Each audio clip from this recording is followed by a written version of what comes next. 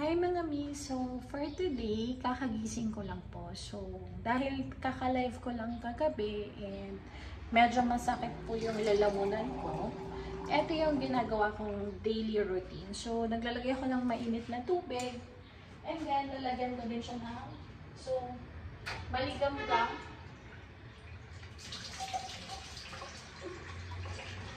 Okay, I use the maligam-gam na water. Ito. Tapos, lalagyan ko siya nitong pink Himalayan salt. Kasi, ito po ay nakakatulong siya pag may sipon, may ubo, masakit yung lalamunan. So, ito lang yung ginagamit ko from Little Retail PH. Itong ating pink Himalayan salt.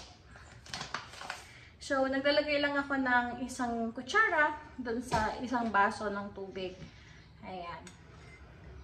Tapos, ito yung ginagamit ko pang gargle, lalo na pagka masakit po yung lalamunan ko kasi syempre nagla-live tayo. Huwag mo siyang gagamitin ng after live. Kailangan to makinabukasan mo. Medyo parang may sipon na maano yung sinus ko. So, ito yung ginagamit ko sa Little Retail PH. So, then, i-gargle ko siya. Nalipat lang tayo dito. Wait lang. Okay, wala pala akong ilaw. Ayan. So, i-gargle ko po ito.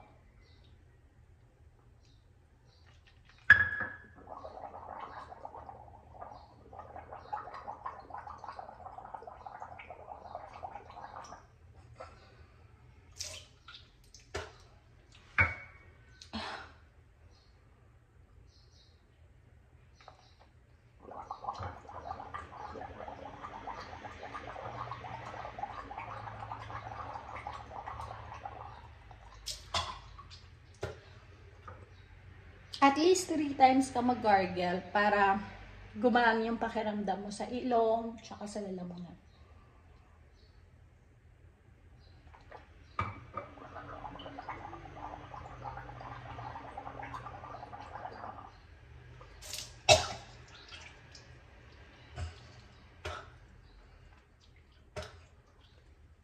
Ayan. O, diba mga mi? Ito, super effective talaga. Tapos, mura-mura lang naman yung ating pink Himalayan salt. Ito na rin yung gamitin mo for everyday sa pagkain kasi mas healthy siya. So, ano pa hinihintay yung mga mi? Check out nyo na dyan sa Yellow Basket.